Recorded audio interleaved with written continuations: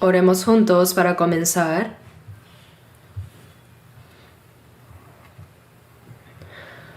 Nuestro Dios Padre Santo, que siempre nos amas y nos das tu gracia y misericordia, te damos muchas gracias. En esta hora nosotros, los redimidos por la preciosa sangre del Señor, estamos reunidos ante ti para alabar tu gran gracia y amor y para aprender la palabra del Señor. Gracias por hacernos permanecer en tu santa congregación. Creemos que ahora también estás entre nosotros. Por favor, levanta a cada uno de nosotros como hombres perfectos en Cristo, y siempre guíanos y protégenos con tu palabra y el Espíritu Santo, para que durante el resto de nuestras vidas podamos realmente vivir solo para la gloria y la voluntad de Dios, quien nos salvó. Este mundo se vuelve cada vez más turbulento y lleno de pecado, que sin tu ayuda, Dios, no podemos llevar una vida apartada del pecado, ni hacer tu voluntad. Por eso, Señor, guárdanos con tu palabra, poder y el Espíritu Santo, y guíanos para que podamos vivir dignamente como hijos de Dios en el resto de nuestras vidas. Y Señor, protege con más abundante gracia, palabra y poder a todas nuestras iglesias en el país y alrededor del mundo, y a todos nuestros hermanos que están predicando el Evangelio aún en medio de las dificultades, para que así podamos cumplir bien con la predicación del Evangelio que nos has encomendado en estos últimos tiempos. Y cada año hacemos retiros en el verano. Esta vez también, a pesar de muchas dificultades, estamos continuando con esta obra. Gracias, Señor, porque aún en esas circunstancias, tú haces que muchas personas escuchen tu palabra y sean salvas. Te pedimos que obres fuertemente, Dios, y que estés junto con todos los que predican tu palabra y todos los hermanos que están trabajando esforzadamente con tu gracia, palabra y tu poder, para que nuestro esfuerzo no resulte en vano y para que podamos cumplir la grandiosa obra de cumplir tu santa voluntad y gloria. Creemos, confiamos y oramos que tú, Señor, nos seguirás acompañando y obrando en los retiros que faltan. Señor, que siempre nos muestras la palabra necesaria y el camino a seguir en cada momento oportuno, en esta hora también haznos entender más claramente tu palabra y tu santa voluntad que quieres revelarnos. Hemos orado en el nombre de nuestro Señor Jesús. Amén. Abramos nuestras Biblias en 1 Corintios 3. 1 Corintios 3.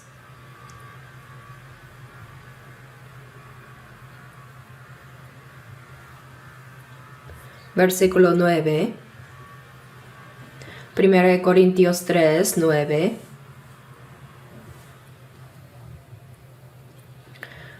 Leamos juntos. Porque nosotros somos colaboradores de Dios, y vosotros sois labranza de Dios, edificio de Dios. El apóstol Pablo dijo en esta carta: nosotros somos colaboradores de Dios. Hoy quisiera que meditemos juntos, centrados en esta palabra, colaboradores de Dios. Un colaborador es alguien que trabaja junto a otro. Son personas que se esfuerzan juntas con un propósito especial y que comparten el mismo destino. Nosotros, los cristianos salvos ahora, en lo que el resto de nuestra vida vivimos con Dios, quien siempre está con nosotros y obra a través de los salvos para cumplir su voluntad. Participamos en lo que Dios hace para trabajar con Él. En 2 Corintios 6:1 dice: así pues nosotros, como colaboradores suyos, os exhortamos. Aquí se nos llama colaboradores de Dios. Dios es el creador de los cielos y la tierra. Él hizo el universo y gobierna la historia. ¿No es algo asombroso que nosotros trabajemos con ese Dios? Es algo difícil de creer, pero tal como lo dice la palabra, Dios obra a través del ser humano. Así que ahora hemos llegado a ser colaboradores de Dios, participando en la obra que realiza el Creador. Cuando Dios lleva a cabo su obra, desea hacerlo por medio de las personas. Sin duda, Dios cumple su obra por medio de los creyentes salvos, aquellos que comparten la misma fe y esperanza y que han sido unidos por un mismo espíritu. A través de ellos Dios cumple su obra. En todo lo que hace Dios, nosotros somos colaboradores suyos. ¿No es esto realmente asombroso? Supongamos que una persona se convierte en colaborador en un cierto trabajo. Si además hay un plan importante y un propósito bien definido, los colaboradores no pueden tomar a la ligera dicha labor. Si una parte se esfuerza diligentemente, pero la otra parte es negligente, puede que la obra no se cumpla e incluso fracase. De la misma manera, Dios tiene una obra que está realizando. El Dios que hizo el universo ahora también está obrando dentro de la historia. Y ha dicho que los que han recibido la salvación son colaboradores suyos. Son colaboradores que trabajan junto con Dios. Actualmente estamos realizando el retiro de verano, el evento más grande del año. Estamos ahora en el segundo ciclo y continuará hasta el séptimo ciclo. Sin embargo, este año ha llovido demasiado en todo el país, tanto que muchas personas han perdido la vida por las inundaciones, casas han sido destruidas y muchos han sufrido grandes calamidades. Hay confusión en todo el país, y no solo en nuestra nación, sino que a nivel mundial muchas personas sufren a causa de desastres naturales. Pero aún en medio de tales dificultades, nuestro retiro está continuando según lo previsto, sin cambios. Muchas personas se han congregado y están participando en él. Y no solo los que predican la palabra, sino también muchos hermanos que colaboran esforzadamente están participando. Conforme al poder de Dios que obra entre nosotros, se está cumpliendo su gran obra. Como bien saben, aún hay muchas personas que no han recibido la salvación. Ya estamos en los últimos tiempos. Tal como dice Jeremías 8:20, pasó la siega, terminó el verano y nosotros no hemos sido salvos.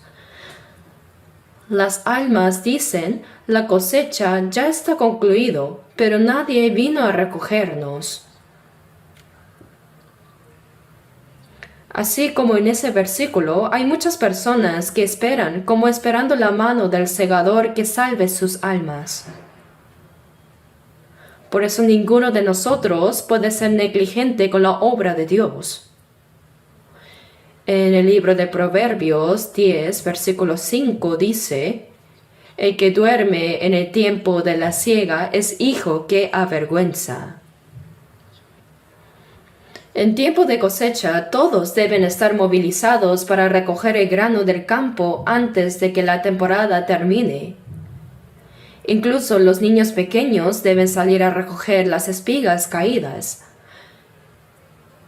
Pero el hijo que duerme durante la cosecha, sí, sigue siendo hijo de Dios, es verdad, pero mientras otros trabajan con empeño, si él permanece indiferente y dormido en el sueño del mundo, sería un hijo que trae vergüenza ante Dios. No seamos esas personas perezosas que avergüenzan a Dios, sino que participemos también en la obra que Él está haciendo. Como Dios obra a través de las personas, Él nos llama como sus colaboradores. ¿No es asombroso? 2 Corintios 6:1 dice, así pues nosotros, como colaboradores suyos, os exhortamos también a que no recibáis en vano la gracia de Dios. Aquí habla de aquellos que trabajan juntamente con Dios. ¿Quién podría comprender esto? El Dios absoluto que hizo los cielos y la tierra está obrando a través de nosotros. El hecho de que seamos sus colaboradores es de verdad algo maravilloso. Creo firmemente que a través de este retiro de verano, muchas almas recibirán la salvación. Mientras muchas personas en esta temporada suelen viajar al extranjero o se van a las playas y a los lugares frescos para disfrutar con la carne, nosotros hemos renunciado a todo eso y nos estamos dedicando por completo a la obra de predicar el Evangelio.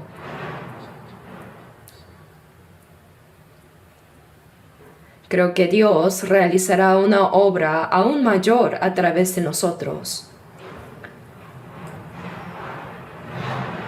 Busquemos un momento Juan 5:17. Juan capítulo 5.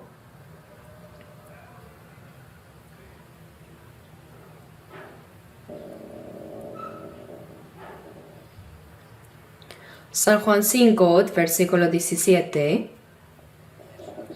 Jesús les respondió, mi Padre hasta ahora trabaja y yo trabajo. Jesús dijo, mi Padre hasta ahora trabaja y yo trabajo.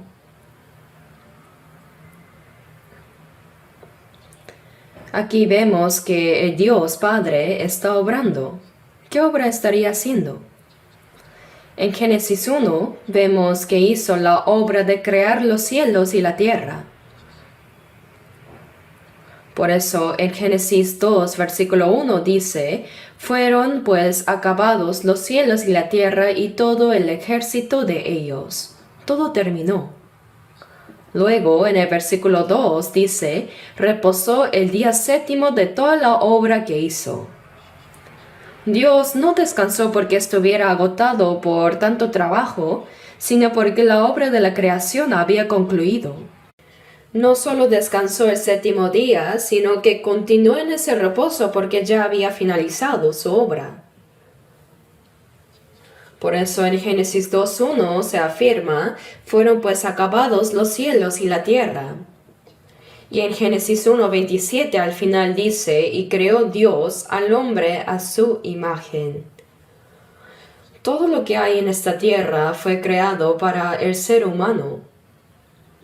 Y al crear el hombre conforme a su imagen, la obra de la creación de Dios quedó completada. Pero ahora, en Juan 5:17, Jesús dijo, mi Padre hasta ahora trabaja y yo trabajo. ¿Hasta ahora? ¿Desde cuándo? Si la obra de la creación ya terminó, entonces quiere decir que Dios comenzó otra obra, ¿verdad?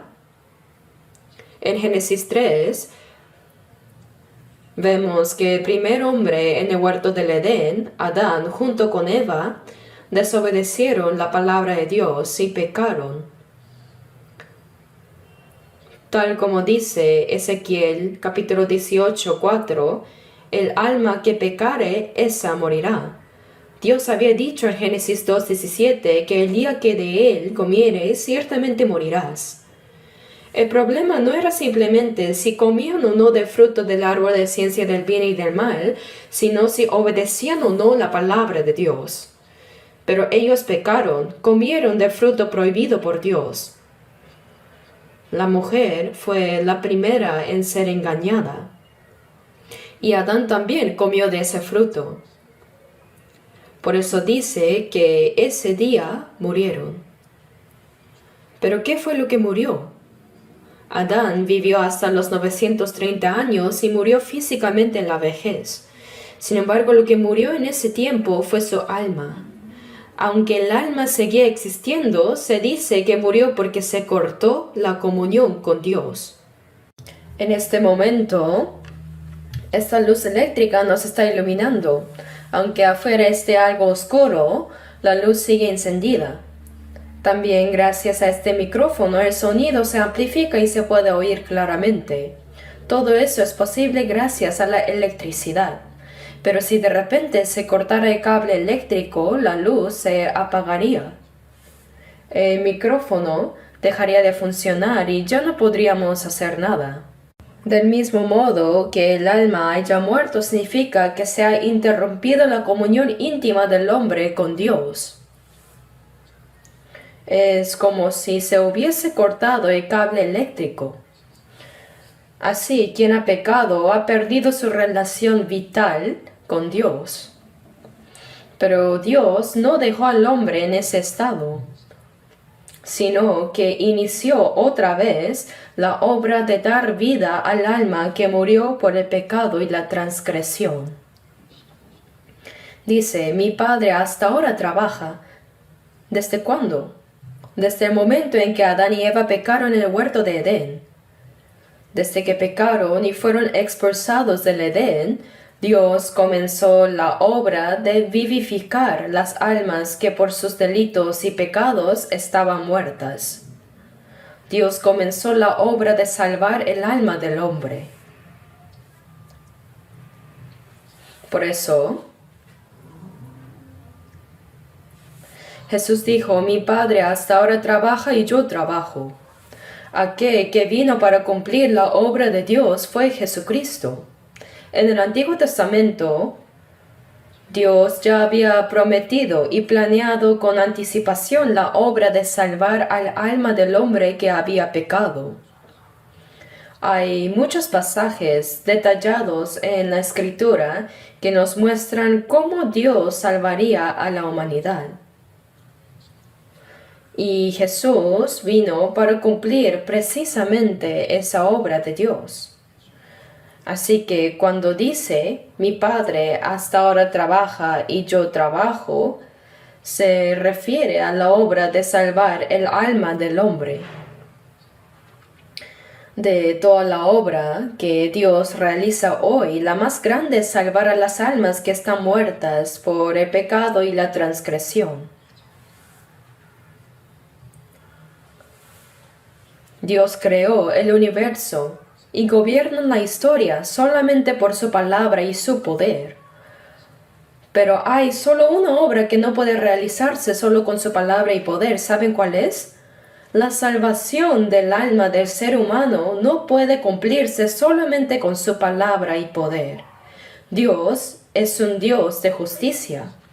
Y en Romanos 6, versículo 23 dice, la paga del pecado es muerte.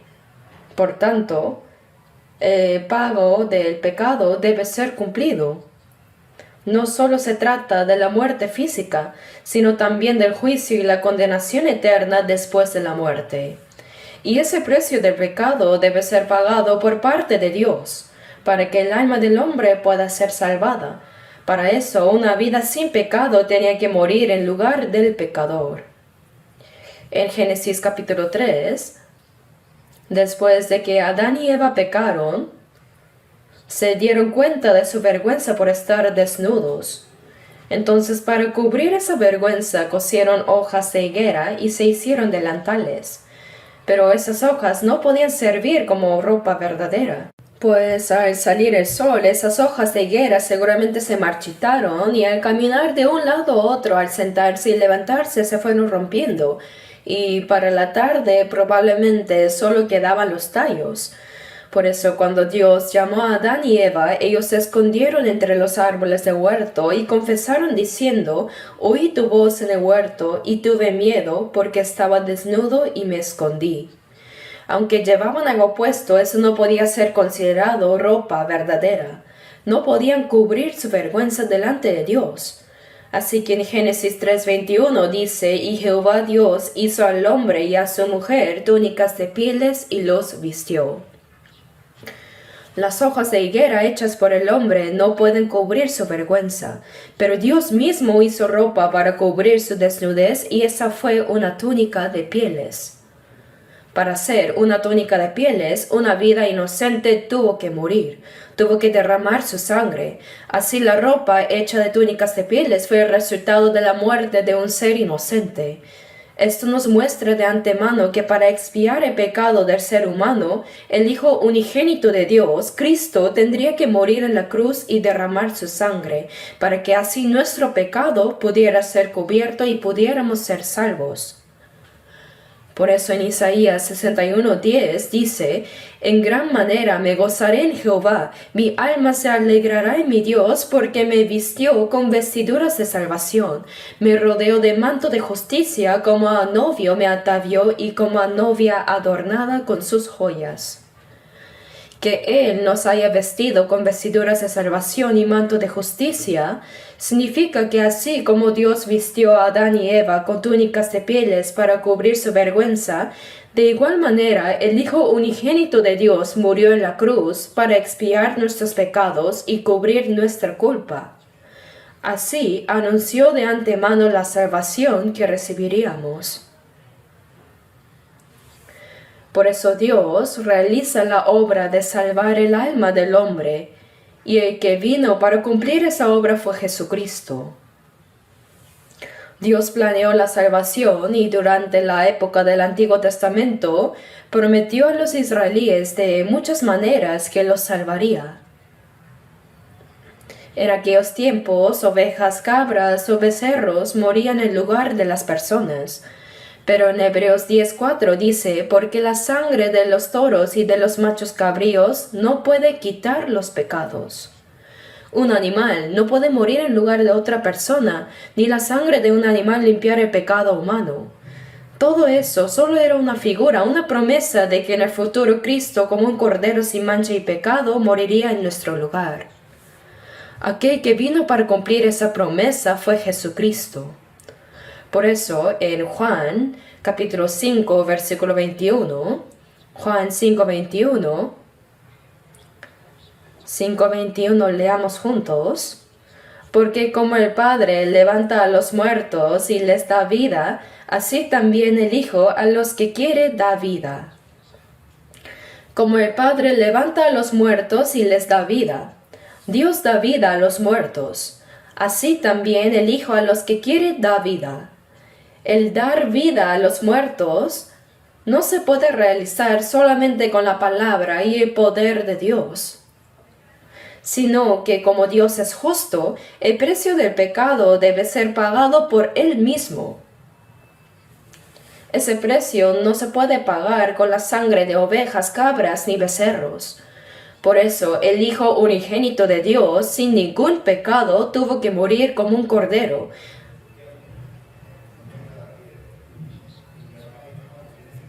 Hizo eso para cumplir la obra de salvación que Dios deseaba realizar. Jesucristo vino a cumplir esa obra. Dice: como el Padre levanta a los muertos y les da vida, así también el Hijo a los que quiere da vida. En realidad Jesús vino para cumplir lo que el Padre estaba haciendo. Y para que Jesús diera vida a los muertos, era necesario que una vida sin pecado muriera en lugar del pecador. Por eso, en Isaías 7:14 está escrito: he aquí que la Virgen concebirá y dará a luz un hijo. Sería un hombre, pero no cualquier hombre. Todos los descendientes de Adán son pecadores, y un pecador no puede morir en lugar de otro pecador. No hay ser humano que pueda dar su vida como sustituto por los pecados de otro. Por eso Dios preparó sí a un hombre, pero que era sin pecado. Él es el Hijo unigénito de Dios, quien es igual a Dios. En Filipenses 2:6 dice: el cual, siendo en forma de Dios, Él es el Creador, es Dios mismo, uno con el Padre, el Hijo y el Espíritu Santo, es un solo Dios, igual a Dios. Él dejó su trono y vino al mundo en forma humana. Aquel que vino con forma de hombre, como siervo, para expiar los pecados de los pecadores, es Jesucristo. Nosotros nacemos siendo pecadores, pero Jesús desde el momento de su nacimiento fue justo. Jesús nunca cometió pecado. Vino con un cuerpo como el nuestro y cumplió perfectamente toda la ley que nosotros no pudimos guardar. Nosotros hemos quebrantado toda la ley, pero Jesús, siendo justo, asumió todos los pecados cometidos por los pecadores y cumplió toda la ley en nuestro lugar. Por eso Él es justo. Y solo un justo tiene el derecho de morir en lugar de un pecador. Así Dios envió a su Hijo unigénito en forma de hombre. Y ese Hijo, sin pecado alguno, murió para expiar los pecados de toda la humanidad, cumpliendo así la obra justa de redención del pecado. Romanos 3, versículos 23 y 24 dice: por cuanto todos pecaron y están destituidos de la gloria de Dios. Dice, todos pecaron y por lo tanto están destinados al infierno. Eso sería fácil de entender, pero ¿por qué se expresa con la frase tan profunda, están destituidos de la gloria de Dios? Porque el problema más grande que trajo el pecado no solo es el castigo, sino el haber perdido la gloria de Dios. En Génesis 1:27 dice, y creó Dios al hombre a su imagen, a imagen de Dios lo creó. El ser humano fue creado como un ser santo y especial. Fue hecho a la imagen de Dios. Entre todas las criaturas que Dios hizo, el único que fue hecho conforme a su imagen fue el ser humano. ¿Y por qué Dios hizo al hombre a su imagen? Fue para darle su misma vida, para darle su amor, para hacerlo su hijo y para llevar al hombre a su reino y que pudiera gozar con él de la gloria eterna. Ese fue el propósito por el cual el hombre fue creado a imagen de Dios. Pero el hombre, al pecar, perdió ese derecho de entrar en la gloria de Dios. Como dice, por cuanto todos pecaron y están destituidos de la gloria de Dios. Entonces, ¿qué se debe hacer? Dios mismo debía resolver ese pecado que cometió el hombre. Aunque el ser humano quedó fuera de la gloria, Romanos 3:24 dice, siendo justificados gratuitamente por su gracia, mediante la redención que es en Cristo Jesús. Por medio de la gracia de rescate y la muerte de Cristo Jesús en la cruz por nosotros, nuestros pecados fueron cargados sobre Él, y ese Jesús resucitado se convirtió en nuestra justicia. Por tanto, no solo fuimos perdonados de nuestros pecados como pecadores, sino que también hemos recibido el testimonio de ser justificados. De esta manera, por morir y resucitar, Jesús nos salvó y nos dio esa inmensa gracia, la gracia de poder entrar nuevamente en la gloria de Dios conforme al santo propósito con el que creó al hombre. Busquemos ahora Isaías 57. Isaías 57.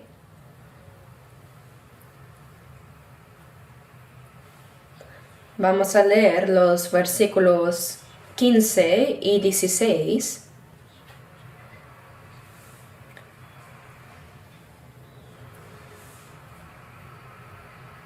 Isaías 57, 15 y 16. Porque así dijo el alto y sublime, el que habita en la eternidad, y cuyo nombre es el Santo. Yo habito en la altura y la santidad, y con el quebrantado y humilde de espíritu, para hacer vivir el espíritu de los humildes, y para vivificar el corazón de los quebrantados. Porque no contenderé para siempre, ni para siempre me enojaré, pues decaería ante mí el espíritu y las almas que yo he creado. Esta es una palabra muy maravillosa. El alto y sublime significa que es el más excelso, que no hay nadie por encima de Dios. Dios es el creador y el soberano absoluto que gobierna el universo, el que habita la eternidad y cuyo nombre es el Santo. Es Dios, ¿no? Yo habito en la altura y la santidad, pero también con el quebrantado y humilde de espíritu. El pecador el que reconoce su pecado, que se duele y se arrepiente, ese es considerado humilde delante de Dios. Santiago 4:6 dice: Dios resiste a los soberbios y da gracia a los humildes. El que peca, pero no se arrepiente con sinceridad, o el que intenta acercarse a Dios por su propia justicia, todos ellos son soberbios ante los ojos de Dios. Por eso el que reconoce su pecado, se quebranta, se duele y se arrepiente sinceramente, es el que tiene un corazón humilde ante Dios. Aquel que reconoce que es un pecador destinado a la perdición y clama por la salvación con todo su corazón, ese es verdaderamente humilde delante de los ojos de Dios. Dios resiste a los soberbios y da gracia a los humildes. Y dice: yo habito con el quebrantado y humilde de espíritu, para hacer vivir el espíritu de los humildes y para vivificar el corazón de los quebrantados. Esto significa que Dios da vida al alma del humilde, al que se arrepiente sinceramente, al que llora por su pecado delante de Dios. Y dice: no contenderé para siempre, ni para siempre me enojaré, pues decaería ante mí el espíritu y las almas que yo he creado. Aunque por el pecado el hombre fue expulsado del huerto de Edén, la tierra fue maldita y la mujer recibió el dolor del parto, y el hombre ha tenido que ganarse sustento con el sudor de su rostro para sobrevivir junto a su familia. El pecador, bajo esa maldición, no tenía más opción que vivir sufriendo en este mundo. No obstante, cuando Dios dice que no contenderá para siempre, ni para siempre se enojará, está diciendo que Él no es un Dios que permanece airado constantemente contra el hombre, ni lo juzga sin fin. Dios es un Dios que se compadece del hombre. Efesios 2:4-5 dice: pero Dios, que es rico en misericordia. La misericordia significa compasión. Por su gran amor con que nos amó, aun estando nosotros muertos en pecados, nos dio vida juntamente con Cristo. Por gracia sois salvos. Dios, rico en misericordia, movido por ese gran amor con que nos amó, envió a Cristo a morir por nosotros, y por la sangre que Él derramó expió nuestros pecados. Y ahora podemos recibir la salvación por medio de la fe. Cuando dice: no contenderé para siempre, ni para siempre me enojaré, pues decaería ante mí el espíritu y las almas que yo he creado, se refiere al espíritu y al alma que Dios formó. Es el espíritu que fue creado conforme a su imagen. Aunque el ser humano pecó, Dios no desea que ese pecador sea condenado eternamente. Por eso Dios se compadeció de nosotros, y como dice Juan 1:29, he aquí el Cordero de Dios que quita el pecado del mundo. Un solo hombre cargó con el pecado de todo el mundo. En Isaías 53:6 leemos: todos nosotros nos descarriamos como ovejas, cada cual se apartó por su camino. Vivíamos según nuestra terquedad y deseos egoístas, y nuestro destino final era el infierno. Pero dice: mas Jehová cargó en él el pecado de todos nosotros. Es decir, Dios puso nuestros pecados sobre Jesús, que no tenía pecado. Isaías 53:5 dice, mas Él herido fue por nuestras rebeliones, molido por nuestros pecados, el castigo de nuestra paz fue sobre Él, y por su llaga fuimos nosotros curados. El castigo que debíamos recibir por el juicio de Dios lo recibió Jesús en nuestro lugar. Por eso, ya no recibiremos el látigo del juicio de Dios. Así, al morir en nuestro lugar, el Señor cumplió la obra de salvar nuestra alma. Nuestra salvación es completamente fruto del gran amor con que Dios, compadecido de nosotros, quiso salvarnos. San Juan 5, versículo 21 dice, porque como el Padre levanta a los muertos y les da vida, así también el Hijo a los que quiere da vida. Dios da vida a los muertos, y para vivificar el alma que estaba muerta por el pecado y la transgresión, Dios envió a su Hijo unigénito sin pecado. Lo envió como un cordero, como sacrificio expiatorio, para que muriera en la cruz. Así nos salvó Dios.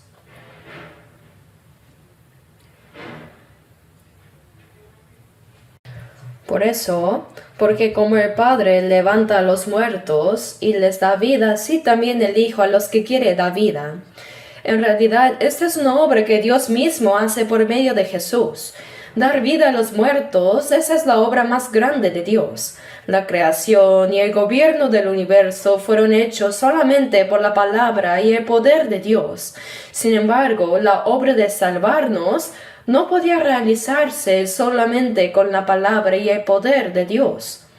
Por eso Él envió a su Hijo unigénito, que es igual al Creador, para que viniera en forma humana y muriera en la cruz en nuestro lugar, asumiendo los pecados que cometió toda la humanidad.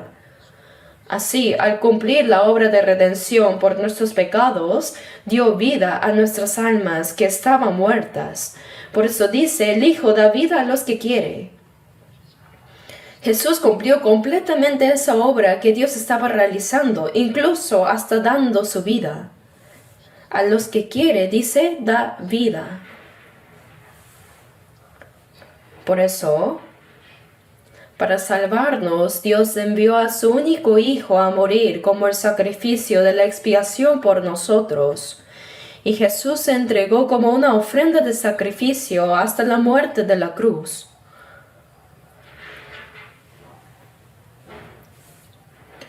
Por cuanto todos pecaron y están destituidos de la gloria de Dios, siendo justificados gratuitamente por su gracia, mediante la redención que es en Cristo Jesús. Jesús murió en la cruz y expió nuestros pecados, y por esa gracia fuimos justificados gratuitamente sin haber hecho nada por merecerlo. Ahora busquemos Hebreos 2. Hebreos 2.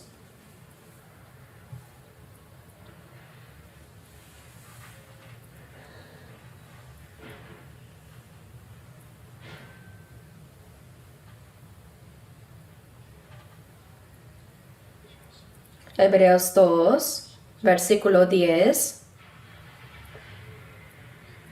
Porque convenía a aquel por cuya causa son todas las cosas, y por quien todas las cosas subsisten, que habiendo de llevar muchos hijos a la gloria, perfeccionase por aflicciones al autor de la salvación de ellos. Por cuya causa son todas las cosas.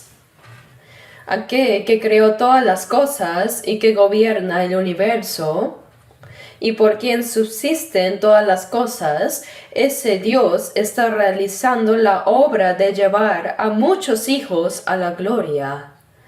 Dios quiere llevar a muchos hijos a su gloria. Nos salvó, y así como un grano de trigo cae a tierra y muere para dar mucho fruto, Él entregó a su Hijo unigénito en sacrificio para dar lugar al nacimiento de muchos hijos que puedan entrar en su gloria. Por eso dice, convenía que habiendo de llevar muchos hijos a la gloria, perfeccionase por aflicciones al autor de la salvación de ellos. El autor de la salvación, el Hijo unigénito de Dios, fue perfeccionado mediante el sufrimiento, muriendo como un grano de trigo, para que muchos hijos nacieran y fueran llevados a la gloria. Así nosotros, que por haber pecado habíamos perdido el derecho de entrar en la gloria de Dios, fuimos salvados gracias a que el Hijo de Dios sin pecado murió en nuestro lugar. Y por medio de esa obra Dios hizo nacer muchos hijos y los conduce hacia su gloria. Al ver esta palabra, comprendemos cuán grande es el sacrificio que Dios hizo para salvarnos. Romanos 6:23 dice, porque la paga de pecado es muerte. La paga de pecado no es solo la muerte física, sino también lo que dice Hebreos 9:27, y de la manera que está establecido para los hombres que mueran una sola vez y después de esto el juicio. Después de morir viene el juicio y el castigo por el pecado y la segunda muerte, que es el infierno. Pero la dádiva de Dios, el regalo que Dios nos da, es la vida eterna en Cristo Jesús, Señor nuestro. Jesús murió en lugar nuestro, destruyó el poder de la muerte, resucitó y se convirtió en nuestro Salvador. Y así, por medio de la obra de salvación que el Señor cumplió, hemos sido justificados gratuitamente por la gracia de Dios y hemos recibido la salvación. Por eso Dios completó en la cruz la obra de la redención para salvar al pecador. Ya la terminó. En 2 Corintios 5:14 dice, porque el amor de Cristo, pueden memorizar este versículo, ¿no? Vamos a recitar juntos 2 Corintios 5:14. Porque el amor de Cristo nos constriñe, pensando esto, que si uno murió por todos, luego todos murieron. Este es un pasaje que realmente debemos memorizar. El amor de Cristo es el amor que lo llevó a morir por nosotros, los pecadores, aunque Él no tenía ningún pecado. Juan 15:13 dice, nadie tiene mayor amor que este, que uno ponga su vida por sus amigos. Vosotros sois mis amigos si hacéis lo que yo os mando. El Señor murió en nuestro lugar para salvar a los pecadores como nosotros y hacernos sus amigos. Nadie tiene mayor amor que este, que uno ponga su vida por sus amigos. No se trata de cualquier amigo. El Hijo unigénito de Dios, quien es igual a Dios, se hizo nuestro amigo y murió en nuestro lugar para salvarnos. ¿No es esto realmente asombroso? Así que una vez más vamos a recitar. El amor de Cristo nos constriñe. Pensando esto, que si uno murió por todos, luego todos murieron. El Señor murió en nuestro lugar, y porque Él cargó con los pecados de todos, dice que todos murieron. Nosotros, que éramos pecadores condenados a morir, hemos muerto en Cristo. El pecador que debía morir, murió. Como dice en Romanos 4:25, el cual fue entregado por nuestras transgresiones y resucitado para nuestra justificación. Jesús murió para expiar nuestros pecados y resucitó para declararnos justos. Mediante su muerte nuestros pecados fueron pagados y mediante su resurrección Él llegó a ser nuestra justicia. Y todo eso nos fue dado. Esto es muy asombroso. Ahora busquemos Primera de Juan 4. Primera de Juan 4.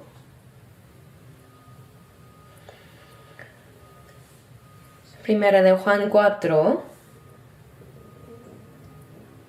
Versículos 9 y 10. Versículos 9 y 10. Leamos juntos. En esto se mostró el amor de Dios para con nosotros, en que Dios envió a su Hijo unigénito al mundo, para que vivamos por él. En esto consiste el amor, no en que nosotros hayamos amado a Dios, sino en que Él nos amó a nosotros y envió a su Hijo en propiciación por nuestros pecados. Es una palabra muy maravillosa. En esto se mostró el amor de Dios para con nosotros. El amor de Dios entregó a su Hijo unigénito a morir en la cruz en nuestro lugar. Así es el amor de Dios. Porque de tal manera amó Dios al mundo que ha dado a su Hijo unigénito. Lo entregó incluso hasta la muerte en la cruz, para que todo aquel que en él cree no se pierda, mas tenga vida eterna. Para que el pecador destinado a la perdición no perezca, sino reciba la vida eterna, Dios entregó a su Hijo unigénito para que muriera en su lugar. En esto se mostró el amor de Dios para con nosotros, en que Dios envió a su Hijo unigénito al mundo para que vivamos por él. Él fue enviado al mundo y murió en lugar de nuestros pecados, y así dio vida a quienes estaban condenados a morir. No es que simplemente fuimos vivificados, sino que el Hijo unigénito de Dios murió en nuestro lugar para darnos vida en medio del pecado. En esto consiste el amor, no en que nosotros hayamos amado a Dios. ¿Cómo podría un pecador amar a Dios?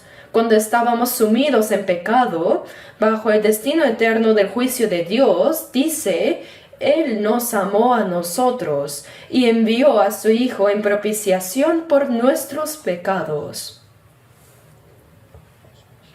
Jesús murió en la cruz para pagar el precio de nuestros pecados y para reconciliarnos con Dios. La enemistad causada por el pecado fue completamente pagada en la cruz por Jesús, y ahora tenemos paz con Dios. Realmente, para nosotros los salvos, la gracia de la salvación es tan grande que no podemos comprenderla del todo. En Juan 1:29, cuando Juan el Bautista vio a Jesús, dijo, «He aquí el Cordero de Dios que quita el pecado del mundo». Cuando vemos a Jesús a través de la Biblia, entendemos que al cargar con el pecado del mundo, también llevó nuestros pecados y culpas, los tuyos y los míos. Mi culpa él llevó, mi culpa él llevó. Sí, cargó con el pecado de todo el mundo. Entonces, ¿acaso dejaría fuera el pecado de una sola persona como tú o yo? No. Un solo hombre murió en lugar de todos. Jesús cargó con el pecado de todas las personas del mundo. Así que el Cordero de Dios, que cargó con el pecado del mundo, murió como sacrificio expiatorio, recibiendo toda la maldición y el juicio que debíamos recibir, y derramó su sangre y así logró la eterna redención. Cuando Jesús murió en la cruz, en Juan 19:30 está escrito consumado es. En Génesis 2:1 dice fueron pues acabados los cielos y la tierra. Dios creó el cielo y la tierra en 6 días y lo concluyó todo. Pero la obra de la salvación fue completada cuando el Hijo unigénito de Dios murió en la cruz. En Juan 19:30 dijo consumado es. Y dice, habiendo inclinado la cabeza, entregó el Espíritu. Perfeccionó la obra de la salvación. En inglés dice, it is finished. Todo ha sido cumplido. Todo ha sido completado. La obra de la salvación fue consumada. Hebreos 9:12 dice, y no por sangre de machos cabríos ni de becerros, sino por su propia sangre entró, una vez para siempre, en el lugar santísimo, habiendo obtenido eterna redención. En el Antiguo Testamento, para los judíos, Dios prometió que el Cristo vendría, y mientras tanto usaban la sangre de corderos, cabras o becerros como símbolo para el perdón de pecados. Pero como dice Hebreos 10:4, porque la sangre de los toros y de los machos cabríos no puede quitar los pecados. No era por la sangre de animales, sino por la sangre del Hijo unigénito de Dios el Santo, que murió en nuestro lugar. Con su sangre se cumplió la eterna redención. Busquemos ahora Hebreos 9.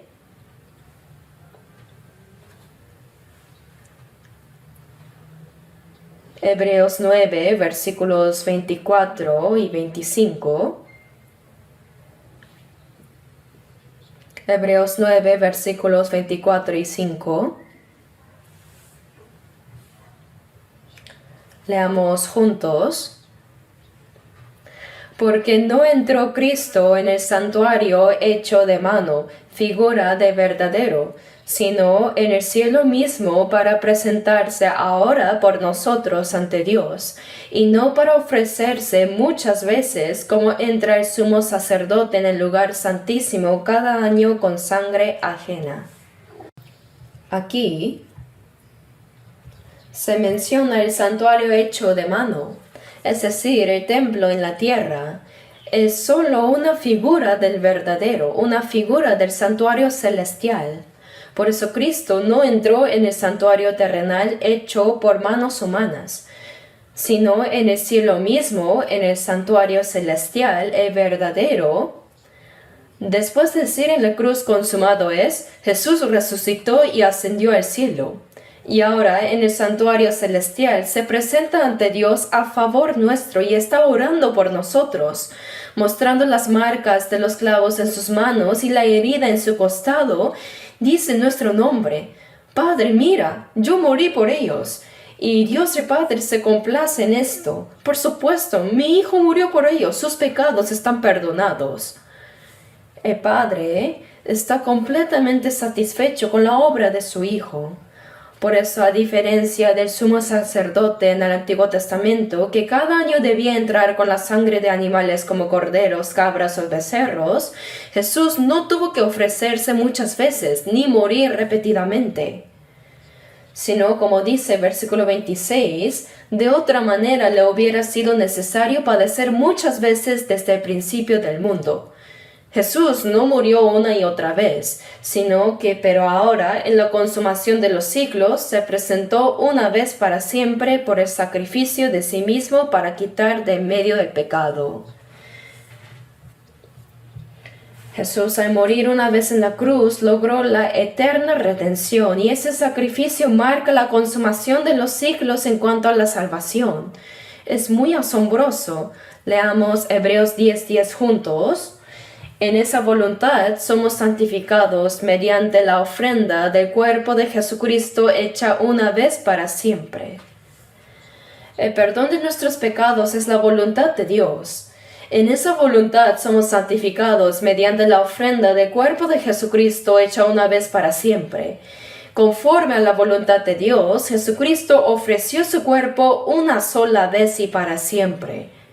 Fue un sacrificio único que concluyó para siempre nuestra santificación. Jesús no solo perdonó nuestros pecados al morir en nuestro lugar, sino que también nos santificó plenamente, nos hizo santos para siempre. No solo hay que creer en esta verdad, sino también proclamarla, porque no hay noticia más maravillosa que esta en el mundo. Ahora, busquemos San Juan 4. Juan 4.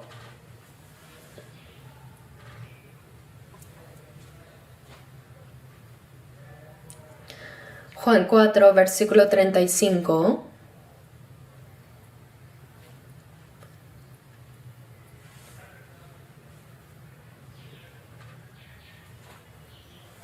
Versículos 35 al 38.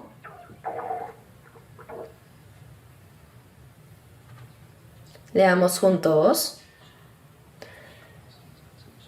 35 al 38. ¿No decís vosotros, aún faltan 4 meses para que llegue la siega? He aquí os digo, alzad vuestros ojos y mirad los campos, porque ya están blancos para la siega. y el que ciega recibe salario y recoge fruto para vida eterna, para que el que siembra goce juntamente con el que ciega. Porque en esto es verdadero el dicho, uno es el que siembra y otro es el que ciega, pero yo os he enviado a cegar lo que vosotros no labrasteis, otros labraron y vosotros habéis entrado en sus labores. Jesús dijo a los discípulos, ¿no decís vosotros, aún faltan 4 meses para la siega? Jesús pasaba por Samaria y ahí habló con una mujer samaritana pecadora que había venido a sacar agua. Y ella, al oír la palabra y reconocer a Jesús como el Mesías que estaba esperando, dejó su cántaro. Incluso se olvidó de servir agua a Jesús y corrió al pueblo. Ella era la mujer más pecadora del pueblo, pero de repente dijo en Juan 4:29, venid, ved a un hombre que me ha dicho todo cuanto he hecho. ¿No será este el Cristo? Como los samaritanos sintieron que estaba pasando algo inusual, salieron siguiéndola para ver a Jesús. Entonces Jesús les dijo a sus discípulos, ¿no decís vosotros aún faltan 4 meses para que llegue la siega? Ese campo donde recién está creciendo el trigo se cosecha 4 meses después. Pero ahora dijo, alzad vuestros ojos y mirad. No hablaba de ese campo literal, sino de los samaritanos que venían saliendo del pueblo. Alzad vuestros ojos y mirad los campos porque ya están blancos para la siega. Jesús veía a las personas como trigo maduro listo para ser cosechado. Aunque todavía no había muerto por los pecadores, como ya había determinado hacerlo, Dios los veía como fruto maduro. Dice, el que ciega recibe salario y recoge fruto para vida eterna, para que el que siembra goce juntamente con el que ciega. El que siembra es Jesús, y la obra de salvar las almas y de cegar el fruto del esfuerzo del Señor es lo que hacemos nosotros, para que el que siembra goce juntamente con el que ciega. Por eso Dios ve a las personas del mundo como trigo maduro. Y nosotros que fuimos salvados primero, cuando vemos a las personas que aún no conocen a Dios, debemos recordar que en cada una de ellas hay un alma preciosa creada a imagen de Dios. Y por cada una de ellas Jesús murió en la cruz y cumplió la eterna redención. Pero esas personas viven sin saberlo. No saben para nada. No saben que están bajo el juicio de Dios, ni que al morir les espera la condenación eterna. Es por eso que nosotros debemos anunciar esta verdad.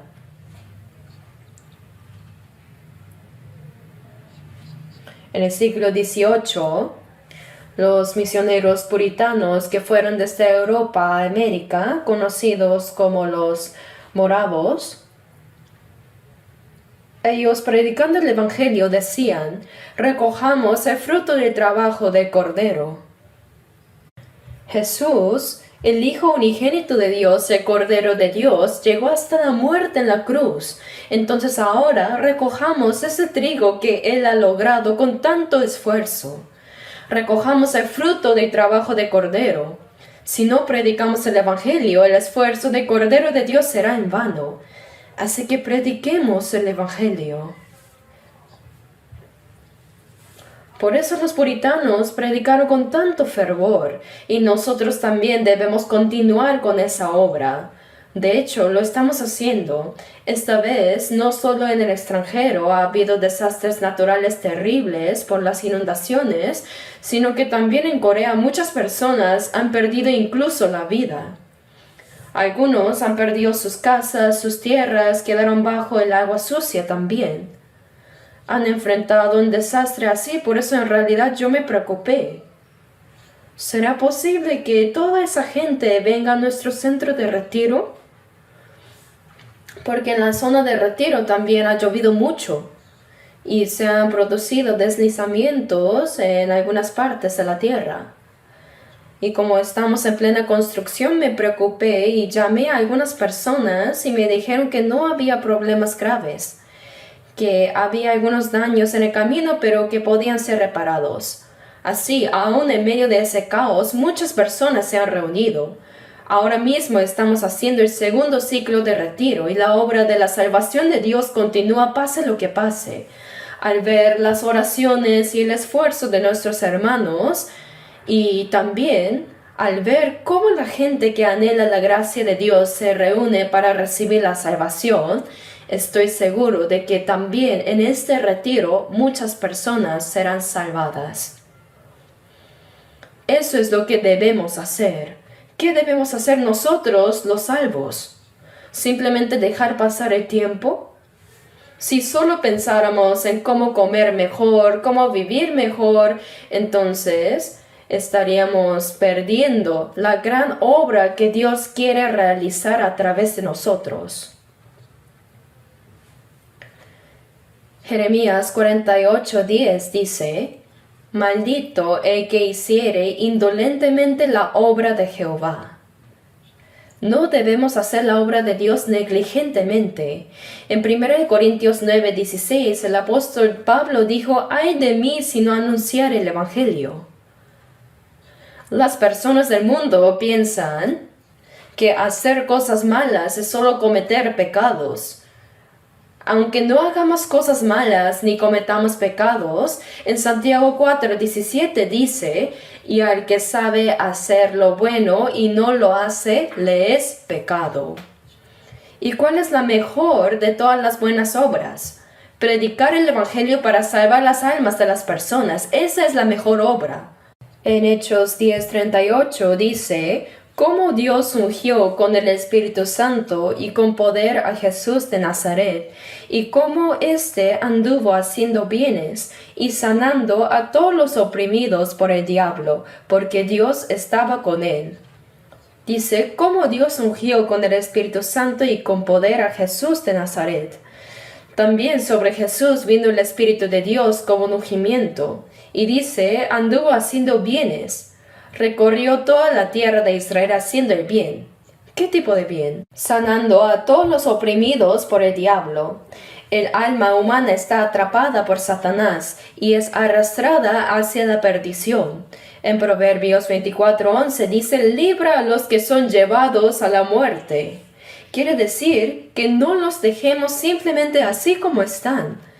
Versículo 12 dice, porque si dijeres, ciertamente no lo supimos, ¿no lo entenderá el que pesa los corazones? Muchas personas, sabiendo que otros van al infierno, dicen, ay, no sé, no es mi problema. Mateo 16:27 dice, pagará a cada uno conforme a sus obras. Ahora hay que entender que no predicar el evangelio es pecado. Ah, pastor, pero eso es para los pastores, los evangelistas o los misioneros. ¿Cómo vamos a predicar nosotros los cristianos laicos? Es decir, los que no somos pastores ni líderes. Eso es un pensamiento equivocado. Los evangelistas están para dedicarse enteramente a la predicación. En Hechos 6:4 dice, y nosotros persistiremos en la oración y en el ministerio de la palabra. Ellos están para dedicarse exclusivamente a eso. Pero muchas personas trabajan, manejan su negocio y viven su vida familiar. Esos son solo medios, pues predicar el Evangelio debe ser el propósito de nuestra vida. Salmo 116:12 dice, ¿qué pagaré a Jehová por todos sus beneficios para conmigo? Ahora que fuimos salvos, debemos vivir para pagar la gracia de Dios. Y Salmo 118:17 dice, no moriré, sino que viviré y contaré las obras de Jehová. Cuando una persona salva muere, va al cielo. ¿Por qué tendría miedo morir si es salvo? Es como graduarse de la Universidad del Sufrimiento Terrenal para entrar en la Universidad de la Vida Eterna. Será el fin de las aflicciones del mundo. Apocalipsis 14:13 dice, bienaventurado de aquí en adelante los muertos que mueren en el Señor. Sí, dice el Espíritu, descansarán de sus trabajos porque sus obras con ellos siguen. Que una persona salva muera y vaya ante el Señor es algo bienaventurado. Descansarán de sus trabajos porque sus obras con ellos siguen. Cuando vayamos delante del Señor recibiremos la recompensa según lo que hayamos hecho. Los cristianos no tenemos miedo de morir. Más bien, yo también a veces pienso de repente, ojalá pudiera ir pronto, rápido al Señor. El apóstol Pablo también lo expresó varias veces. En Filipenses 1:23 dijo, teniendo deseo de partir y estar con Cristo, lo cual es muchísimo mejor. Para mí sería mejor morir pronto y estar con el Señor. Pero en el versículo 24 dijo, pero quedar en la carne es más necesario por causa de vosotros. En fin, para una persona salva, morir significa que terminan los sufrimientos de esta tierra y se entra en la gloria. Pero eso no quiere decir que debemos intentar morir pronto. Uno no puede recibir la salvación y marcharse simplemente, ¿no? Después de ser salvos, hay cosas que debemos hacer. Debemos orar por la salvación de otros, ofrendar con diligencia para la evangelización mundial, predicar el evangelio a los vecinos, llevarlos a los seminarios y ayudarlos a ser salvos. Hay cosas que podemos hacer. Todos debemos movilizarnos. En Hechos 8:1 dice que en aquel día hubo una gran persecución contra la iglesia que estaba en Jerusalén. El diácono Esteban murió apedreado mientras predicaba, y se levantó una gran persecución y dice que todos fueron esparcidos, salvo los apóstoles. Los apóstoles se quedaron cuidando la iglesia en Jerusalén, pero muchos huyeron de la persecución de los judíos y se dispersaron por todas partes. No huyeron por miedo a morir, sino que dice que iban por todas partes anunciando el evangelio. ¿Por qué permitió Dios que surgiera una gran persecución en Jerusalén? Hechos 1:8 dice, me seréis testigos en Jerusalén, en Judea, en Samaria y hasta lo último de la tierra. Pero como todos estaban reunidos en Jerusalén, Dios los dispersó con fuerza para que predicaran rápido. Por eso, todos somos evangelistas. Sea que tengamos un negocio, que trabajemos en el campo o en el comercio, esas cosas son trabajos secundarios. Pero nuestra labor principal es predicar. Una vez alguien le preguntó a otro cuál es su profesión y él respondió, soy evangelista, pero fabrico zapatos para ganar dinero y predicar. Trabajo en una empresa para ganar dinero para predicar. Tengo un pequeño negocio para financiar la obra del evangelio. Así, en todo caso, nuestro propósito debe ser claro.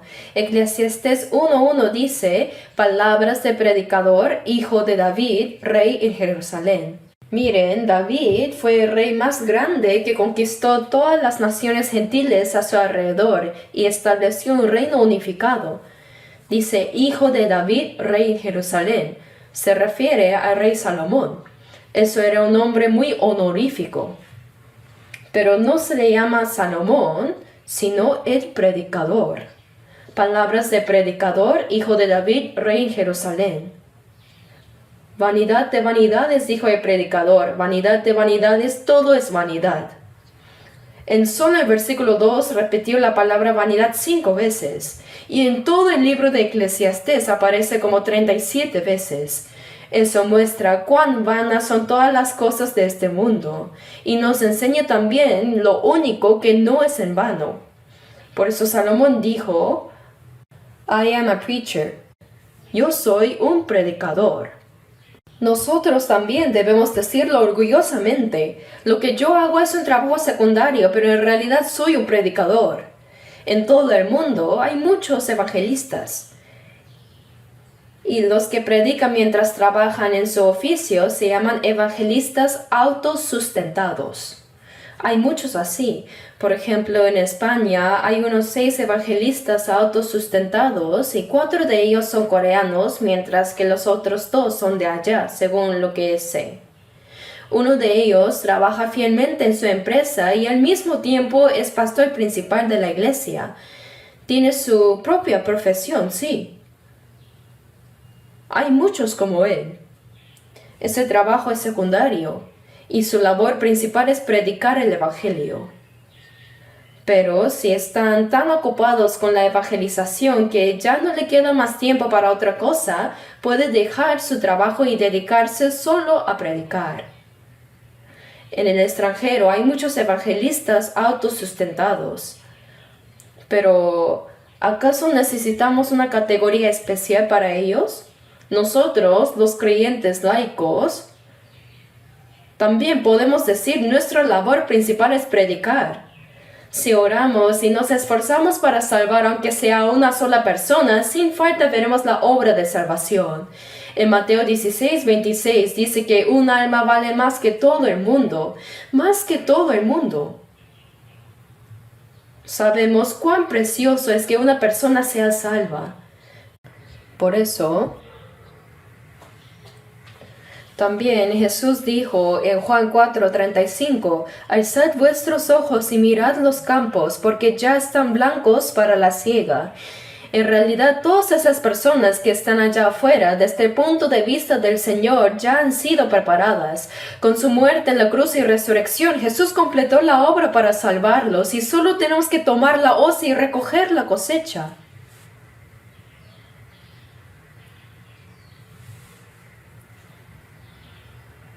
Veamos ahora Hechos 17. Hechos 17.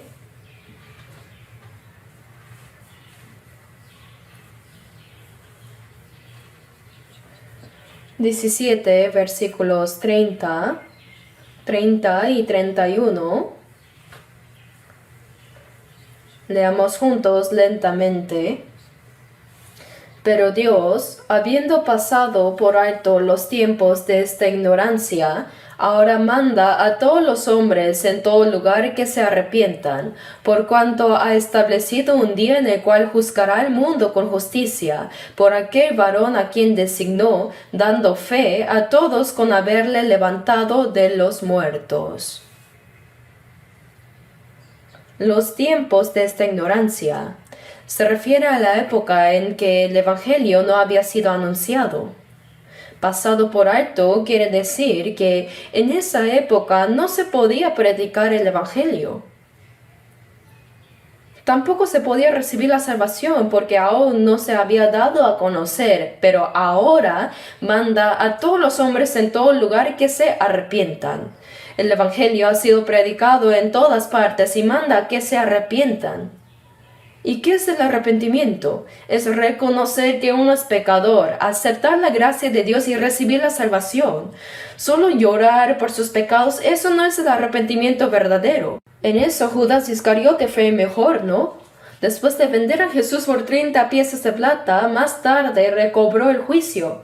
Pensó, ¿qué hice?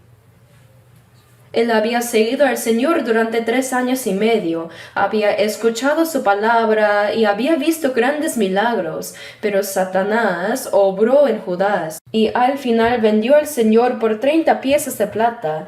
Pero Jesús no es alguien que pueda ser vendido por una persona como Judas. Lo que hizo Judas fue vender su propia alma. Y luego, abrumado por el dolor, pensó, una basura como yo merece morir. Así que fue a un lugar como un precipicio y se ahorcó. Su cuerpo cayó y dice que se derramaron sus entrañas. Jesús dijo a los discípulos en Mateo 26:24, a la verdad, el Hijo del Hombre va, según está escrito de él. Mas ay de aquel hombre por quien el Hijo del Hombre es entregado. Bueno le fuera a ese hombre no haber nacido. Judas, si no hubiera nacido, no habría ido al infierno.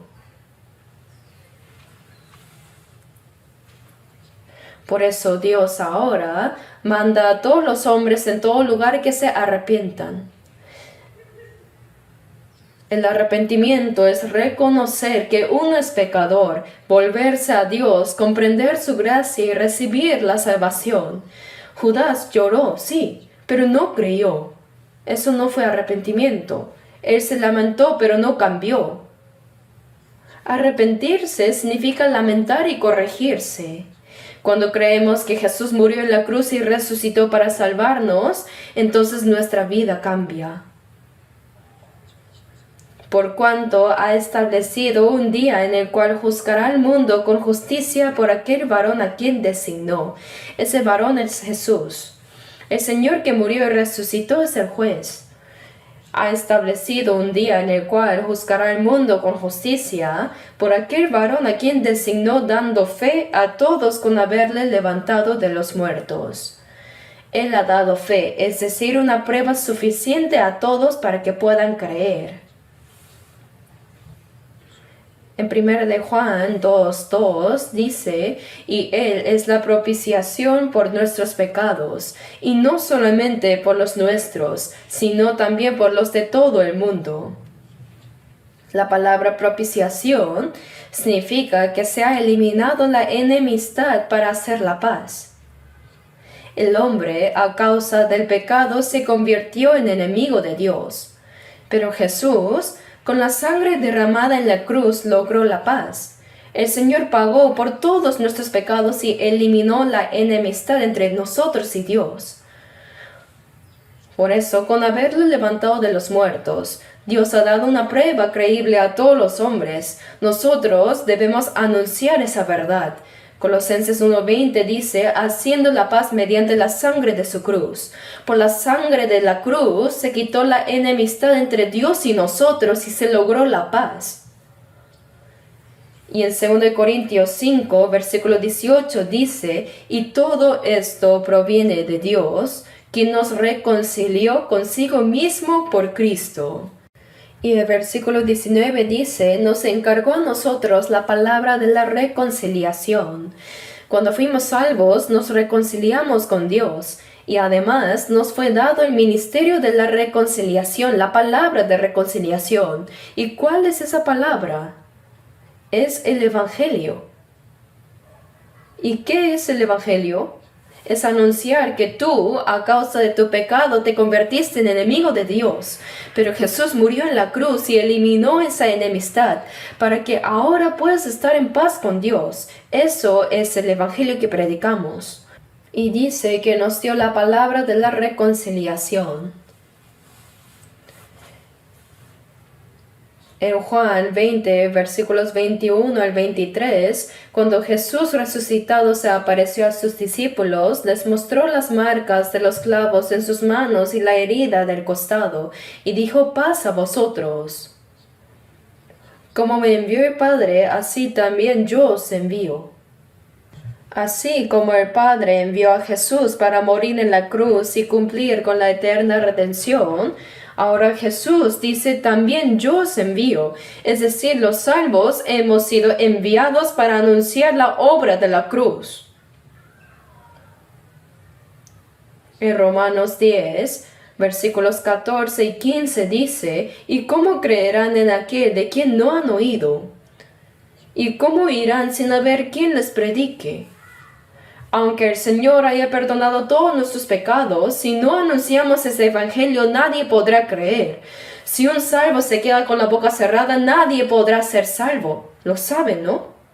Una persona salva debe orar por otras almas, predicar, guiarlas para que escuchen la palabra y también ofrendar para la predicación mundial. Para que el evangelio sea predicado hay cosas que podemos hacer, pero si no hacemos ni esto ni aquello y se queda quieto, nadie podrá ser salvo por medio de esa persona.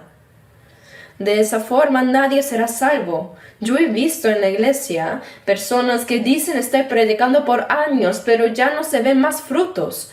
En algunos casos, incluso la cantidad de salvos va disminuyendo. Eso me parece muy raro. ¿Cómo puede ser así?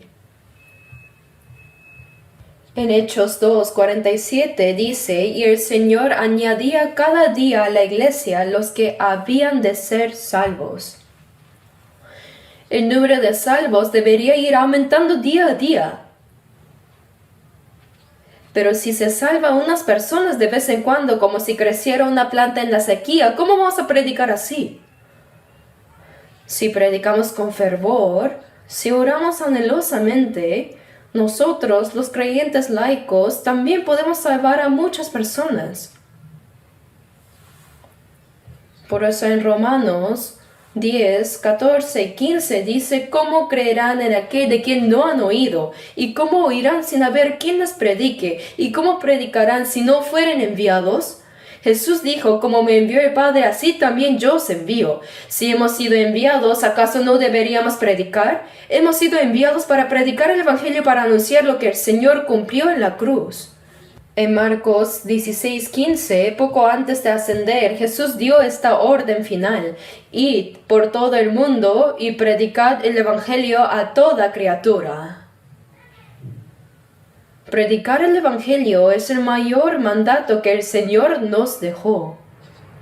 Es la misión más alta dada a los cristianos y es el propósito de vida de todos los que han sido salvos.